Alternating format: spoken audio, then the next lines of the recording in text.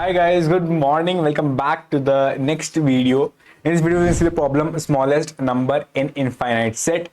But before that, like a very interesting thing happened in the morning. I was opening this problem and the problem was not opening. Like my account was even not opening. I thought that Leetcode deleted my account because of the stuff I post on Leetcode. But unfortunately, like I don't know how it's possible, but I restarted my laptop and it worked. I was dead at that moment. But yeah, no worries. In this problem, we can see two approaches. One is very standard, normal brute force, which you think, but although it can be implemented, but the approach next I'm gonna show you will actually help you in future and will actually blow your mind. But let's see. The problem says that firstly, we are having a set which contains all positive integers from 1 up to infinity. But when we see the constraints, we look at, okay, it's infinity, it's not infinite though. It's actually limited to a particular number because, okay, it's saying infinity, but actually it has some constraints, restrictions. What we have to do is we have to implement the smallest infinite set class, which have three functions. First is in smallest infinite set function, which initializes the smallest infinite set object. So basically it's just initialization of what we have to do. Next is the actual function which we have to give value of, which means int pop smallest, which means whatsoever value is smallest in the current set, we have to return that. Void add back int number, which means just add back that int number, adds a positive integer called as nums back into my set, which is an infinite set, which is this above set, if it is already not in the infinite set. Let's look at the example pretty easily. Firstly, we initialize my infinite set. Okay, infinite set is initialized with the variables 1, 2, 3 up till infinity. Aryan, how I will initialize up to infinity? No worries, we will see. But it is just that what the problem is saying, we initialize up to infinity. Cool. Then we add back a 2. But it was said that we add back if the 2 was already not present. As we initialized 2, you can already see here, right? So it will just be get overridden or it will not get affected at all. So it's just that you don't have to add 2 when it is already present. Cool, no worries. Next is pop smallest. Pop smallest will actually pop the smallest element, which is right now 1. So it will just grab the value as 1. Now 1 will be popped out, remaining will be 2 up till infinity. Again, the pop smallest is called. Again, it will grab the smallest element, which is 2. It will again be removed. Now your set will be from 3 to infinity. Cool. Now pop smallest is again called. It will just get the 3, remove the 3. Now it is from 4 to infinity. Add back 1. 1 is now added back in my set, which will add this 1 in my set. Now my 1 is in my set. Again, the pop smallest is called. Now the smallest is not 4, but it is 1. So you will just grab this 1 out and you will just remove that 1. Again, the pop smallest is called, but now the smallest number is actually 4 because 1 was added because of the add back. No 2, no 3 was there because 2 and 3 were already be popped. So 4 is the smallest, it will just get removed. Next, pop back 5 is smallest, it can again get removed. So you will just see, okay, Aryan, what I will do is I will make a set having some values. What I will show you how many values you need to keep in the set, and then I'll just do one operation. Whenever add back is there, I will push an element in my set. Whenever a pop is there, I will just get the smallest element, which means s dot begin. If your set name is s, then you will just grab the smallest element by s dot begin, and I just grab the smallest element. Aryan, I am very good. I will just initialize my set. I will just add the element. I will just remove the element. But Aryan, one thing remaining, how to initialize up till what value I should initialize my whole set? I'll show you. If you look at the constraints, then it is saying that the numbers which will add back in your set, it can at max go till 1000. And also the number of calls of pop smallest and add back, it can also go up to 1000, which means if your set initially has 1000 elements, then in worst case, if all the pop smallest elements, all the pop smallest calls are being called, then those 1000 will get removed. Not in the worst case, If let's say some pop back is being called, then some add back, still your limit will always be under 1000, which means at max 1000 elements it can be there. Then pop back, pop smallest, it can be called at max 1000 times, so your 1000 elements can be removed. That's it. That's the reason we can initialize our whole infinite set with just 1000 elements, and we can just use that 1000 elements initialization set. Pop smallest will just get the first value of the set. Add back will just add the value in my set. It is one option, but you saw what happened. You have to add the whole set in the beginning, which means you have to do those hard code those whole set in the beginning, and at every add back and pop back you just get it. Is it possible that I don't hard code the values initialize like in the beginning and I can just optimize this? Although it's not a O of n or like just optimization of in O of something, but it is faster, which means operations used are less. What you don't think of, okay, we have to optimize this thing, which means what we can do is that what operations I'm doing, I am initializing my whole set. I can optimize this. I am just adding back my element. Maybe I can optimize this. I'm just popping back my element. Maybe I can optimize this. Pop back an element. So let's say I don't pop back the element from the set. Rather, I use some variable or something. Add back an element. Okay, what if I don't add back an element? I use a variable or something. Initialize the whole set with 1000 elements. Rather than initializing the whole set with 1000 elements, let's initialize a variable. So basically, I am thinking to optimize it. By thinking of optimizing, I just thought, okay, I have the current data structure as a set.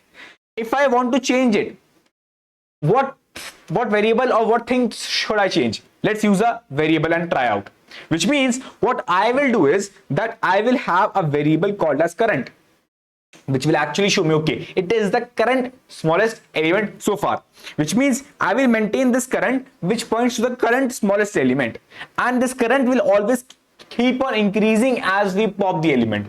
Initially your current is 1, you pop it, so you will just return, okay, what is the current value right now? It is 1.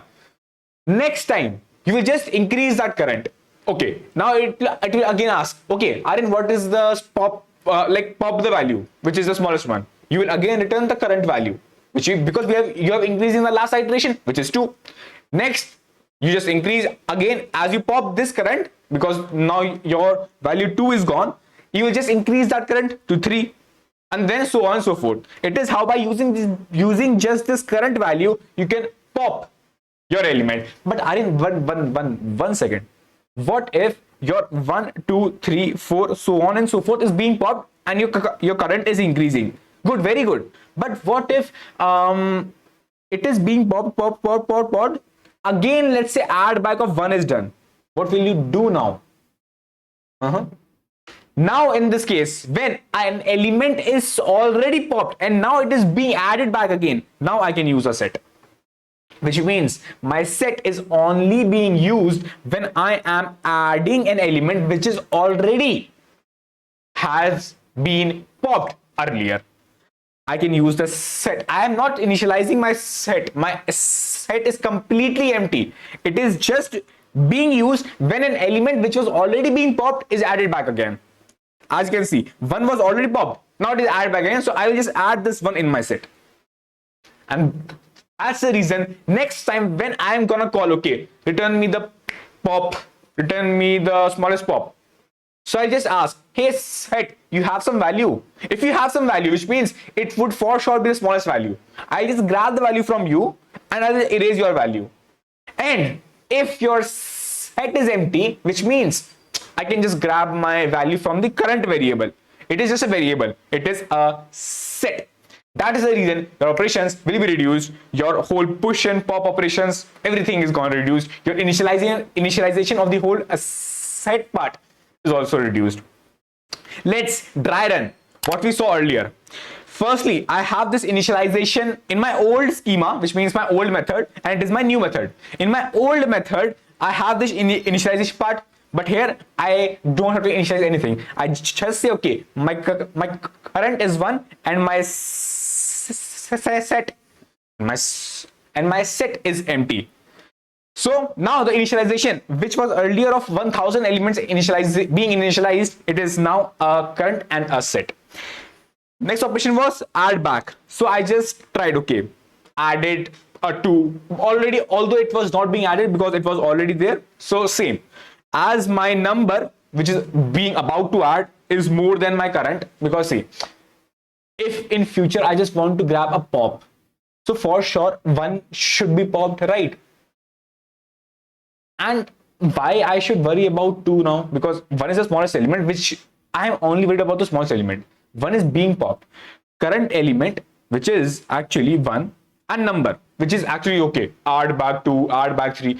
I just say, okay, add back 9, add back 100. It doesn't matter to me because it is just increasing. My whole thing is increasing. If I just say, okay, hey, Aryan, add back 6.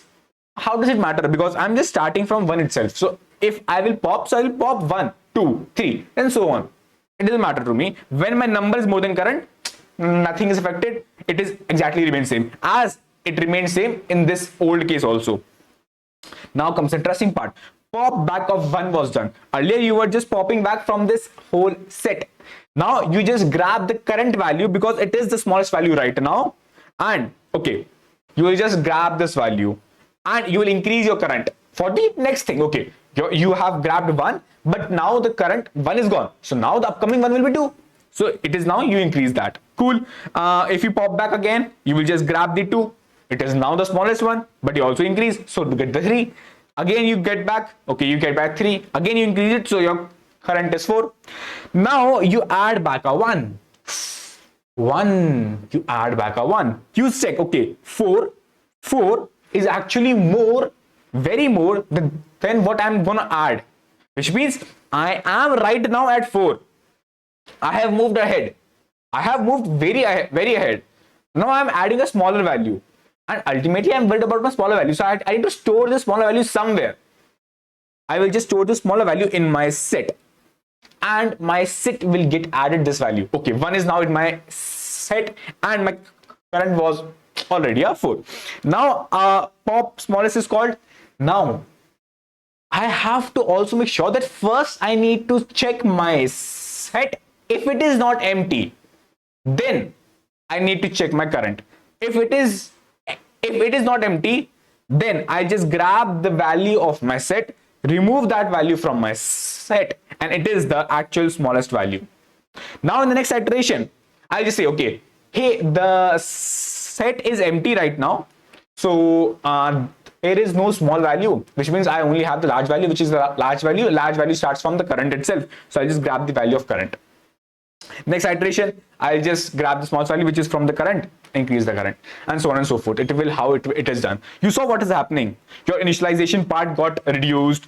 Every time you were just grabbing your element from the set, it is now reduced, because now you are only grabbing the element which was already been popped earlier. You are only pushing that element in the set and only grabbing that element from the set which was already been popped earlier, and the first time elements are never being grabbed or pushed from the set.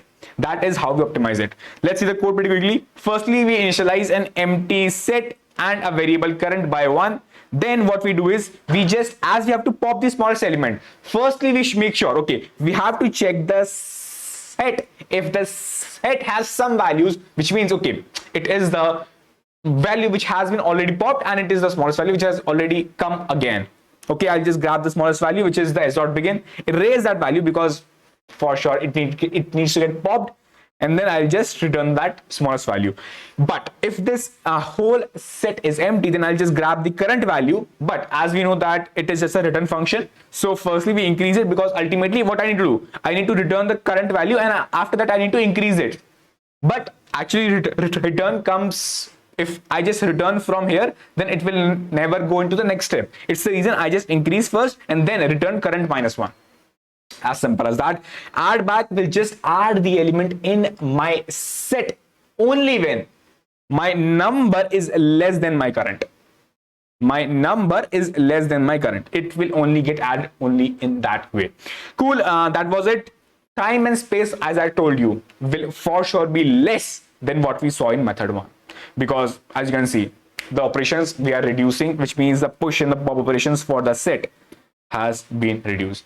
That was all from me. C++, Java and Python code, exactly same code are down below, and I hope that you guys liked it. If you guys didn't, okay, goodbye. Take care.